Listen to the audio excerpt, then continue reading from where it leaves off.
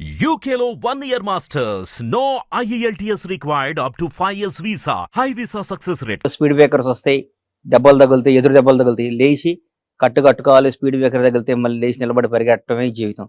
మనం రీచ్ అవ్వాల్సిందే, కానీ ఇట్లాంటి మామూలు చిన్న చిన్నవి కదా ఉంటాయి. కాదు, నాకు మీరు మాట్లాడుతుంటే చాలా విచిత్రమైన విషయం ఇప్పుడే అనిపించింది. ఏంటంటే మీలాంటి చాకచక్యం గల మనిషి, ఓర్పు నేర్పు ఉండి స్థిమితమైన మనిషి, స్థిరమైన మనిషికి కూడా ఎదురు దెబ్బలు ఉంటాయండి. జీవితంలో దెబ్బలు లేకుండా, జీవితంలో కష్టాలు లేకుండా, జీవితంలో ఏమీ లేకుండా ఉన్నాడంటే నమ్మకం ఎవరిని, ఎవరికైనా. ఆఖరికి బ్యాంకులో వర్క్ చేసుకున్న ట్రక్ దగ్గర నుంచి, పాపం ఆర్టీసీ కండక్టర్ గారి దగ్గర నుంచి, చిన్న పని ఆడి సమస్యలు ఆడుకుంటాయి. ముఖేష్ అంబానీ సమస్యలు ముఖేష్ అంబానీకి ఉంటాయి, అదానీ సమస్యలు అదానీకి ఉంటాయి. సమస్య లేదు, నేను చాలా హ్యాపీ అండి, నేను పొద్దున్నే లేస్తానండి, వాకింగ్ చేస్తానండి, టీవీ చూస్తానండి, పేపర్ చదువుతానండి, రామకోట రాసుకొని పడుకుంటానండి. అట్లాంటి వాళ్ళు ఎవరో ఉంటారు కొందరు. వాళ్ళకి జీవితంలో ఏ ఆశ, ఏ గోలు ఏమీ లేదు, వరకు వాళ్ళకి తిండి కూడా వేస్ట్ అని ఫీల్ అవుతాను నేను. అంతేకన్నా ఎందుకు జీవితం పుట్టినాక ఏదో ఒకటి చేయాలి కదా.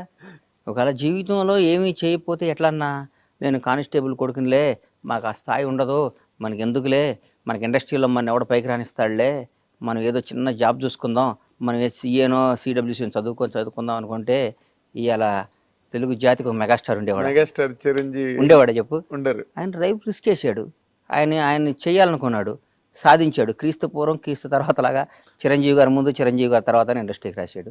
ఇది రాబోయే 100 సంవత్సరాల తర్వాత కూడా చిరంజీవి గారి ముందు, చిరంజీవి తర్వాత అని చెప్పుకుంటాం. చరిత్ర అది. వాస్తవానికి ఏదైనా మనం గెలిచినాడిది రాజు అనేటానికి గర్వంగా చెప్పాలి. ఓడిపోయినప్పుడు ఈ ప్రయత్నంలో లోపం వచ్చిందిరా బాబు, ఇంకోసారి ట్రై చేయని చెప్పాలి. కానీ నీకు అర్హత లేదయ్యా, నువ్వు ఓడిపోయావంటే ఎట్లా? వాడికి ఏ ఇన్సిడెంట్ వచ్చిందో, ఏ కారణాల వల్ల ఓడిపోయాడు అది. అంటే నేను, నా ఉద్దేశం ఏంటంటే, because I have seen you coming in to the film industry, వినోదం సినిమా ఫంక్షన్ లో, ఈ రోజుకి నాకు నిన్న జరిగినట్టు ఉంటుంది. ఈ పులులు సింహాలు ఉన్న ఈ అడవిలోకి ఒక లేడి పిల్లలాగా వచ్చాను నేను అని చెప్పి మీరు మాట్లాడడం నాకు బాగా గుర్తు. బాగున్నాను. గ్రీన్ పార్క్ హోటల్లో వేషాలు. కానీ ఈ రోజు గారు అచ్చిరెడ్డి గారు, కృష్ణారెడ్డి గారు, వాళ్ళకి ఈ సందర్భంగా వాళ్ళకి ఇంకొకసారి హృదయపూర్వక ధన్యవాదాలు, కృతజ్ఞతలు తెలియజేసుకుంటున్నాను. కృష్ణారెడ్డి గారు, అచ్చిరెడ్డి గారు చాలా మంచి మనుషులు అన్న, బంగారాలు వాళ్ళు. అవును, ఎంత మంచివాళ్ళు అండి వాళ్ళు. చూసావా, వాళ్ళు ఎంతమందికి ఆ రోజు లైఫ్ ఇచ్చారు. ఇలా అయ్యో ఎంతమందికి ఎన్ని సినిమాలు తీశారు, ఎంత మంచివాళ్ళు. ఎంత కృష్ణారెడ్డి గారు, తెల్ల పుస్తకం అని కృష్ణారెడ్డి గారు నిజంగా. అదే ఆ రోజు కట్ చేస్తే బండ్లు. కానీ అన్న, నేను జీవితంలో మీరు అనుకున్నట్టు I'm not a successful man, నాకు తెలుసు. రియల్లీ నేను సక్సెస్ అయ్యానని మీరు అందరూ అనుకుంటారు, నేను కాదు, నాకు తెలుసు. ఇది చాలా విపరీతమైన స్టేట్మెంట్. నేను సక్సెస్ అయ్యానని అనుకుంటే ఎట్లా? నాకు ఇంత చిన్న వయసు కాదు, ఐఎమ్ 51. 51 ఏళ్ళకు కూడా ఇంకా జీవితంలో మనం ఇంకా గమ్యం చేరలా, ఏమవుతామో తెలియట్లే. ఇంకా ముందు 100 సవాళ్ళు ఇన్ని పెట్టుకుంటే సక్సెస్ ఎట్లా? సక్సెస్ఫుల్ మనుషులు వేరు. సక్సెస్ అయ్యారంటే ఈరోజు ఒక అచీవర్స్, ఒక చిరంజీవి గారు కానీ, ఒక చంద్రబాబు నాయుడు గారు కానీ, ఒక రేవంత్ రెడ్డి గారు కానీ, పవన్ కళ్యాణ్ గారు, మా బాస్ పవన్ కళ్యాణ్ గారు కానీ, వీళ్ళందరూ సక్సెస్ఫుల్ మనుషులు జీవితంలో. నేను ఎట్లవుతా? మనం ఇంకా ఒకరిని యాచించే స్థాయిలో ఉన్నప్పుడు అది సక్సెస్ అవుతుందని నేను అనుకోనన్నా.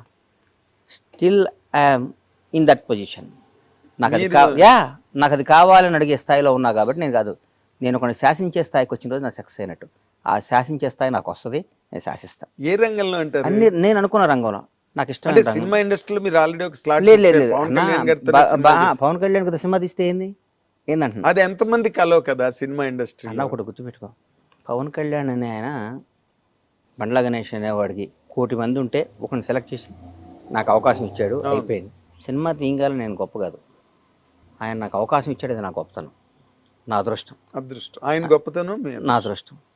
అంతేగాని సినిమా నేను తీసేదండి పవన్ కళ్యాణ్ సినిమా, ఆయన నాకు ఇచ్చిన అవకాశం నేను వాడుకున్నాను. కానీ ఈ రోజుకి కూడా నేను అప్ టు మార్క్ వెళ్ళలేదని నా ఫీలింగ్. నేను కసితో పనిచేయాలి, ఇంకా కష్టపడాలి, పిల్లల్ని బ్రహ్మాండంగా చేయాలి. ఈరోజు ఇండస్ట్రీలో చాలామందిని చూశాను, చాలామంది పిల్లలు సెకండ్ జనరేషన్లో ఎక్కడున్నారు? పెద్ద పిల్లలు సక్సెస్ అవ్వకపోతే మన లైఫ్ ఏంటన్నా? పిల్లలు సక్సెస్ అవ్వకపోతే మన లైఫ్ ఏంటి? కరెక్ట్. ఇప్పుడు పిల్లలు సక్సెస్ అవ్వని వాళ్ళ గురించి మీరు మాట్లాడుతున్నారు. సక్సెస్ అయిన వాళ్ళు ఒక రామ్ చరణ్ గారు, ఒక జూనియర్ ఎన్టీఆర్ గారు, ఒక మహేష్ బాబు, ఒక ప్రభాస్. అదృష్టం. అదృష్టమా?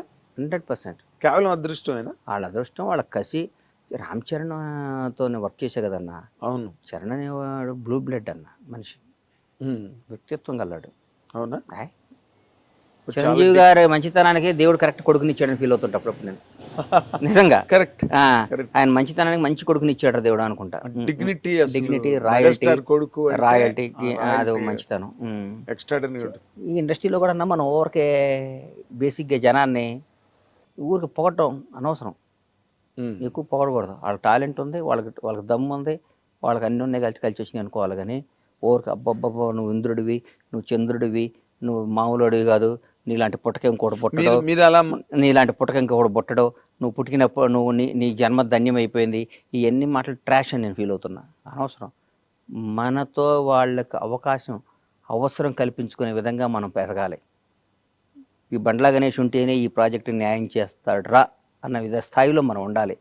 ఈ పని చేయాలంటే బండ్లా గణేష్ ఉంటేనే బాగుంటుందిరా అనే ఆలోచన వాళ్ళకి కలిగే విధంగా మనం పెరిగితేనే మన సక్సెస్. కానీ సార్ మీరు ఎంత పొడుగు సార్, మీరు నడిస్తే అద్భుతం సార్ అంటే చాలామంది ఉన్నారు. చాలామంది హీరోల దగ్గర చిన్న చిన్న వేషాలు వేసి పొగిడేవాళ్ళు చాలామంది ఉన్నారు. వాళ్ళ జీవితం నా జీవితం ఒకటి పొగడతకి ఉండకూడదని నా నమ్మకం. నేను పొగిడించుకునే స్థాయిలోకి రావాలని నా ఆశ. వస్తా అన్న కాదు అంటే ఇంకా మీరు పొగిడించుకునే స్థాయిలోకి రాలేదు. ఎక్కడ వచ్చానన్నా? నిజంగా మాట్లాడతాం. ఇదేం అచీవ్మెంట్? ఇది అచీవ్మెంటా? మీతో పాటు అవన్నీ అనవసరం. నా చిరంజీవి గారితో పాటు ఇండస్ట్రీకి వచ్చిన వాళ్ళు, పవన్ కళ్యాణ్ గారితో పాటు హీరోలుగా వచ్చిన వాళ్ళు, రేవంత్ రెడ్డి గారితో పాటు రాజకీయాల్లోకి వచ్చిన వాళ్ళు, చంద్రబాబు నాయుడు సమకాలికులు. చంద్రబాబు నాయుడు గారితో చాలా మంది సమకాలికులు ఉన్నారు, రిటైర్డ్ అయిపోయారు, చనిపోయారు.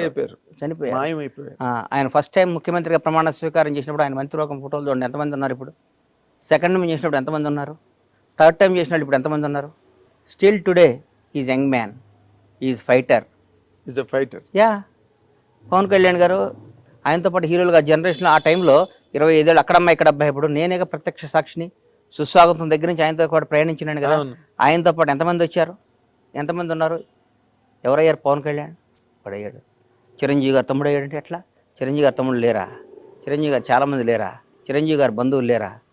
ఎందుకు పవన్ కళ్యాణ్ చిరంజీవి గారిని కూడా తలదన్నే స్థాయికి వెళ్ళాడు. నిజంగా మాట్లాడుకోవాలి అంటే నేను మనస్పాటి నాకు అని కాదు. చిరంజీవి గారు కూడా ఆశ్చర్యపోయిన సందర్భాలు ఉన్నాయిగా. పవర్ స్టార్ అని అరుస్తుంటే చిరంజీవి గారు గ్యాప్ ఇచ్చి మాట్లాడకుండా నేను కూడా అంటే పవన్ కళ్యాణ్ గారి మీద కూడా నేను నా జీవితంలో ఒక ఈడు అద్భుతం ఆహాహా అని పొగడకూడదు అనే డెసిషన్ తీసుకున్నాను నేను. ఎందుకు పొగడాలన్న మనం పొగిడించుకునే స్థాయికి రావడానికి ప్రయత్నం చేయాలి. అంటే మీరు ఒకరిని ఆ విధంగా చాలా అలంకారప్రాయంగా మీరు పొగిడిన సందర్భం ఒక్కసారి నేను చూశాను. అది పవన్ కళ్యాణ్ గారిని పొగడపోతే నాది బతుకు కదన్న. పొగడపోవటం అంటే ఆయన మీద నా కృతజ్ఞతను ఎల్లబొట్టకపోతే నేను బండ్లా నాగేశ్వరరావు బండ్లా సీతకు పుట్టానన్న జీవిత సత్యం ఎంత నిజమో, మా తల్లిదండ్రుల పేరు ఎంత నిజమో, పవన్ కళ్యాణ్ అనేవాడు కృతజ్ఞతగా ఉండటం అంత నిజం. అది జనం అనుకోవచ్చు, పవన్ కళ్యాణ్ పొగుడుతున్నాడు రా, అది నేను అవసరం లేదు. నా జీవితం నువ్వు ఎప్పుడైనా చెక్ చేసుకో అన్న. నేను ఎవరైనా సింహభాగాన్ని ఉన్నప్పుడు వాడితో గొడవపడుతుంటా. రాష్ట్రాన్ని శాసిస్తున్నారు,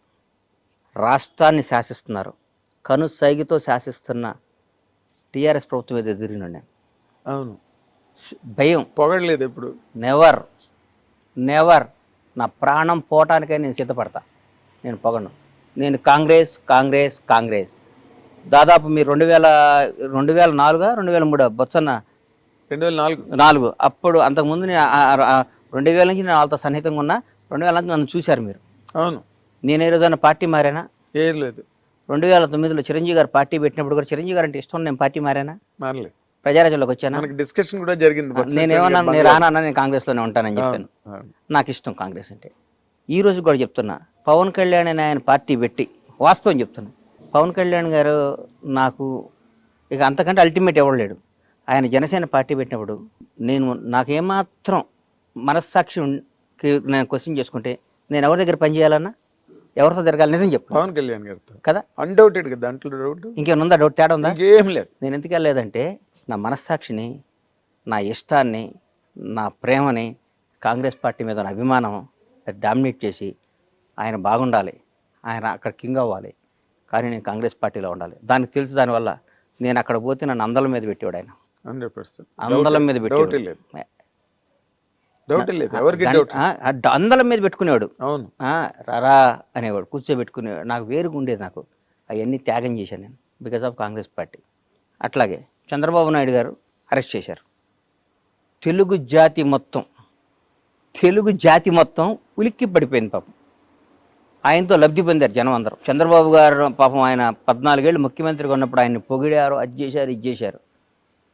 అసలు ఆయన అద్భుతం అన్నారు, ఇదన్నారు. ఆయన జైల్లో చేస్తే వాళ్ళందరూ నమ్మే భగవంతుడి మీద, వాళ్ళకి జన్మనిచ్చిన తల్లిదండ్రుల సాక్షిగా, వాళ్ళ బిడ్డల సాక్షి చెప్పమను, ఎంతమంది బయటకు వచ్చి ఆయనకు మద్దతుగా నిలిచారు? ఎవరు లేరు. ఒక్కళ్ళు చెప్పండి. ఏదో మొసలి కన్నీళ్ళు, లేకపోతే దొంగతనంగా, అది కూడా లిప్ సింప్, నోరు తెరిచి ధైర్యంగా ఎవరు మాట్లాడారు? పవన్ కళ్యాణ్. తర్వాత నేను కూడా మాట్లాడాను. ఎస్, కేబీఆర్ పార్క్లో బయటకు వచ్చా, నాకు తెలియదు, వాక్ చేసుకుంటూ బయటకు వచ్చా. ఎవరో పాపం పిల్లలు వచ్చారు, వచ్చి కళ్యాణ్ బాబు పవన్ సేవ్ డెమోక్రసీ అది ఇదని పెట్టారు. అప్పుడే మెట్రో రైల్లో చేస్తుంటే అంతకు ముందు రోజు టీఆర్ఎస్ పార్టీ వాళ్ళు ఎవరో ఇక్కడ చేయడానికి వీల్లేదు, కేటీఆర్ గారే మర్చిపోయా, పెళ్ళి మీ ఊళ్ళల్లో చేసుకోండి, ధర్నాలు మీ ఊర్లలో చేసుకోండి అని వ్యంగ్యంగా మాట్లాడారు. చంద్రబాబు నాయుడు గారిని అరెస్ట్ చేసి నా కడుపు రగిలిపోయింది. అంటే అధికారం ఇట్లా మాట్లాడిస్తుందా? అధికారం, ప్రజాస్వామ్యం, ఈ పెద్ద పెద్ద రాజ్యాలే